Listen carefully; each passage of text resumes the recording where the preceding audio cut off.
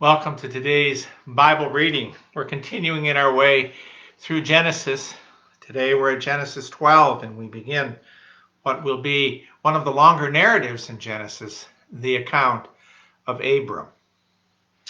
Let's read it. Now the Lord said to Abram, "Go from your country and your kindred and your father's house to the land that I will show you. And I will make you a great nation. And I will bless you and make your name great so that you will be a blessing. I will bless those who bless you, and him who dishonors you I will curse. And in you all the families of the earth shall be blessed." So Abram went as the Lord had told him, and Lot went with him. Abram was 75 years old when he departed from Haran.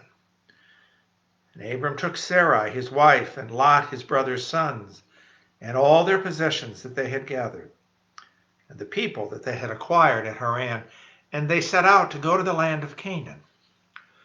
When they came to the land of Canaan, Abram passed through the land to the place of Shechem, to the oak of Moreh. At that time the Canaanites were in the land. Then the Lord appeared to Abram and said, "To your offspring I will give this land."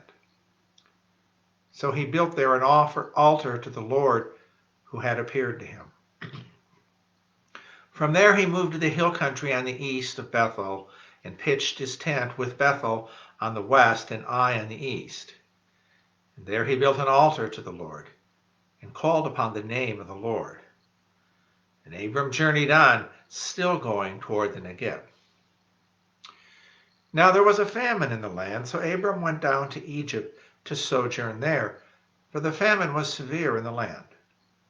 When he was about to enter Egypt, he said to Sarai, his wife, "I know that you are a woman beautiful in appearance, and when the Egyptians see you, they will say, 'This is his wife.' Then they will kill me, but they will let you live. Say you are my sister, that it may go well with me because of you, and that my life may be spared for your sake." When Abram entered Egypt, the Egyptians saw that the woman was beautiful. And when the princes of Pharaoh saw her, they praised her to Pharaoh. And the woman was taken into Pharaoh's house, and for her sake he dealt well with Abram. And he had sheep, oxen, male donkeys, male servants, female donkeys, and camels. But the Lord afflicted Pharaoh and his house with great plagues because of Sarai, Abram's wife. So Pharaoh called Abram and said, "What is this you have done to me? Why did you not tell me that she was your wife? Why did you say she is my sister, so that I took her for my wife? Now then, here is your wife. Take her and go." And Pharaoh gave men orders concerning him, and they sent him away with his wife and all that he had. Well, there are a few points from that story that jump out that we learn about God. The first thing is we see that God comes to us. Many times you hear people seeking God.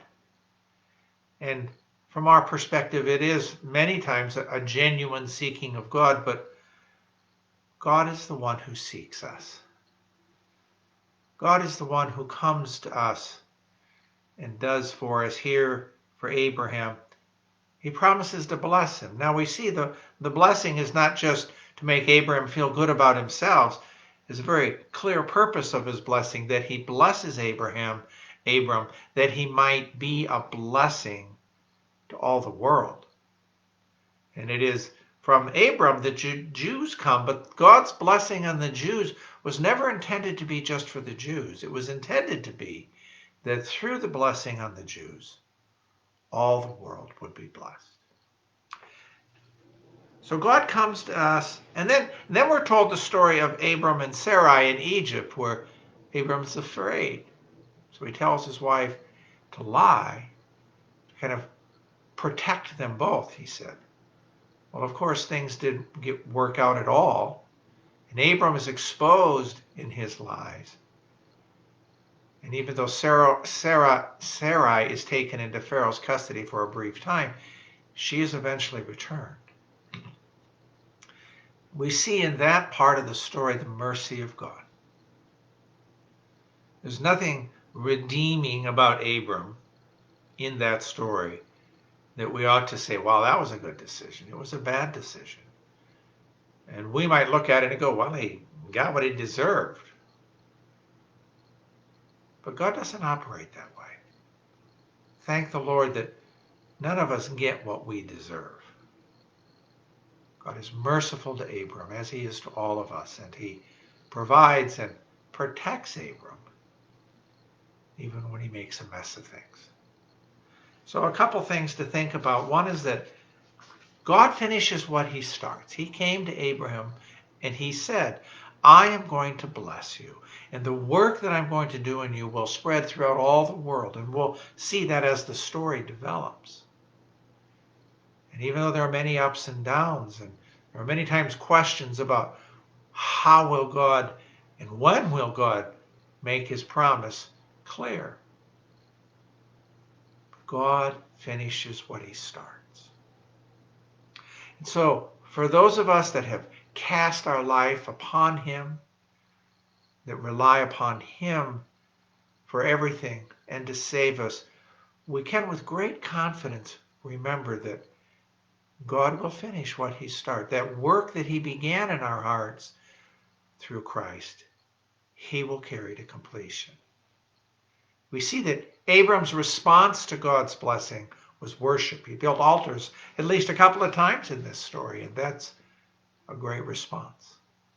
And so we worship God because he comes to us and promises to finish what he starts.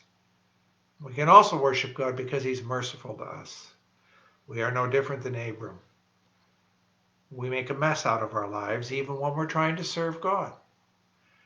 And we bring consequences into our lives that we deserve.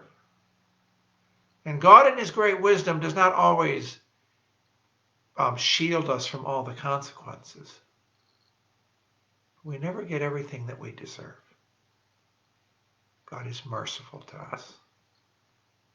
So those are some of the great promises and truths about God from Genesis 12. Have a good day.